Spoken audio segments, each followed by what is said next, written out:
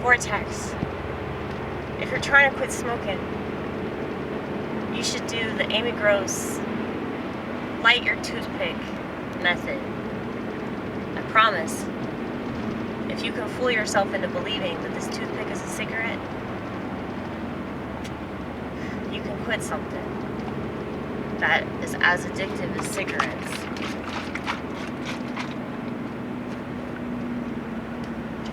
I don't think I said that right, but it's okay. I don't talk right because I don't subscribe to the language police. Okay? That doesn't mean that I'm gonna go out of my way to say things that piss people off. I mean, I piss people off without trying. I really don't need to try or want to try, really.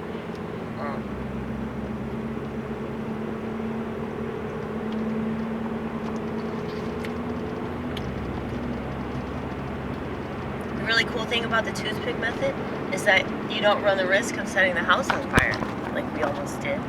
You also don't run the risk of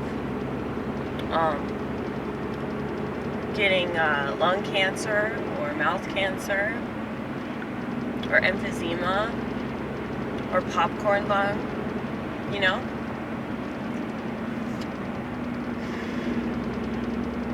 I'm going to keep stressing this because this is my own solution. A lot of people use toothpicks to quit smoking. Well, not a lot of people. I learned this from my friend Kimberly's grandfather. R.I.P. Poppy, we love you. Thank you so much for teaching us how to do something useful. Ooh. Look. It's so beautiful. Ooh. Ooh.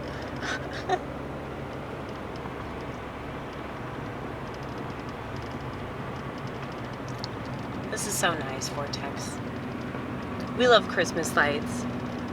They're not holiday lights, they're Christmas lights. Jewish lights would be blue and white. Christmas lights are red and green.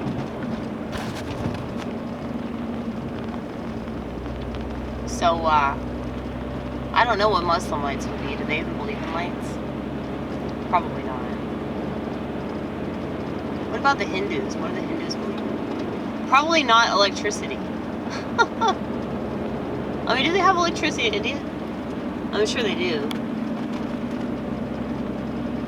But they're probably the least materialistic.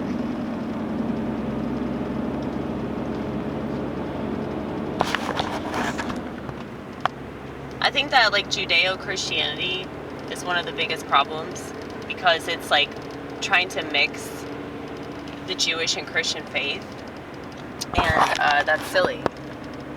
That's absolutely silly. But, you know, that makes a lot of sense out of this sort of like modern new agey interpretation of everything. It's like, I'm not saying that you have to have the exact interpretation of the Bible that I do or that my church does or anything like that.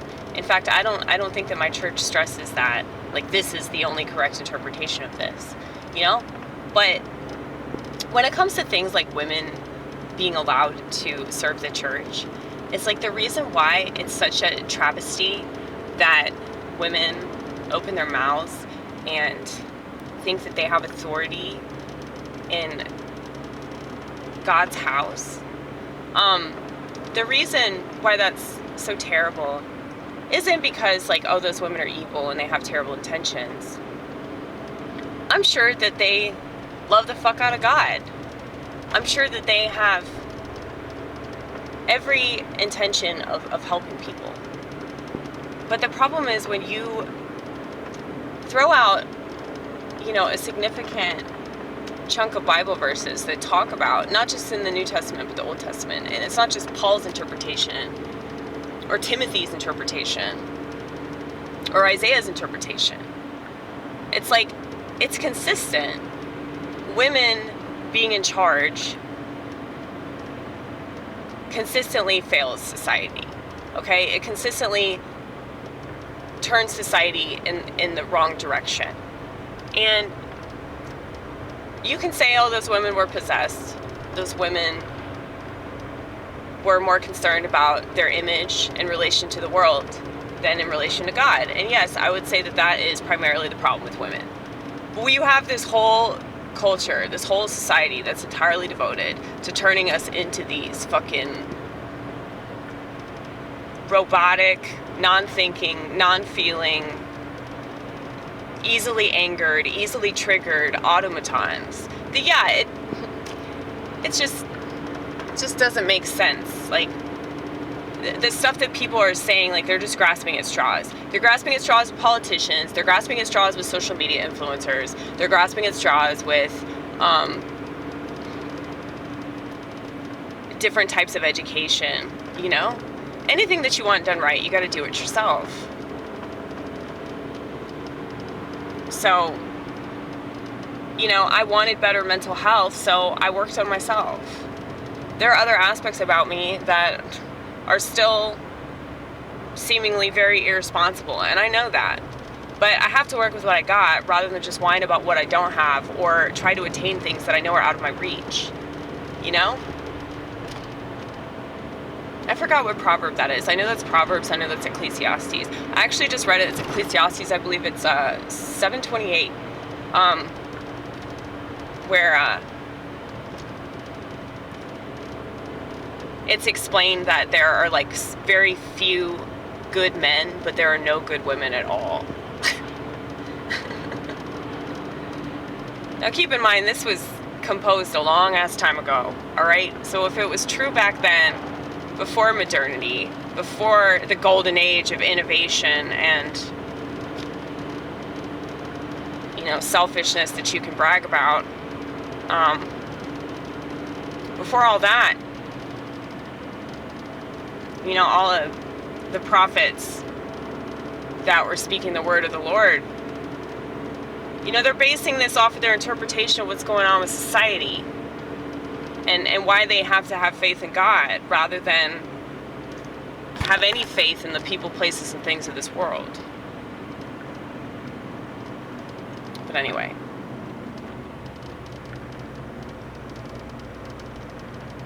Why did I bring that up? So I have this keyboard. I play music in my car because I want to. I think that I make political statements without even trying. Because the nature of an artist is to be political, but it's also to understand the nuance of politics as well as religion, which I don't think that people have. My favorite political commentators are nuanced, and even they annoy the shit out of me, because they're still too immersed in technology. You better not come in front of me, bitch. You better not do it. Okay.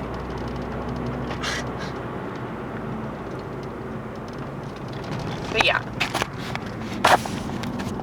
I think that my middle name is Nuance. Thank you for the turn signal for a truck.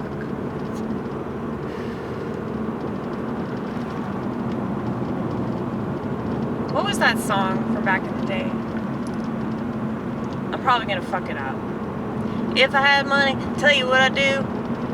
I go buy a Ford truck or two, buy a Ford truck. You know, I buy a Ford truck. I gotta look that up when I get home.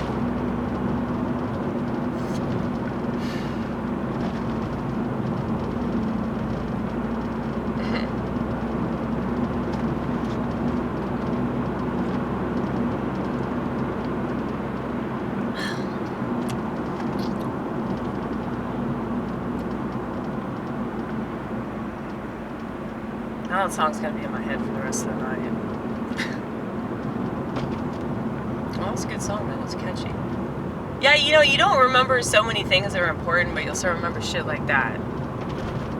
Even if you fuck it up. I tweaked it, okay? I tweaked it. You can tweak anything, you just replace the words with na na na na na na na, because the words really don't matter anyway, right? Because it's all for the purpose of selling you something. So you remember the song was about a Ford truck, and you remember like the tune, but you don't remember the actual words. It's still fine. It's still got in your head. It's still what they want.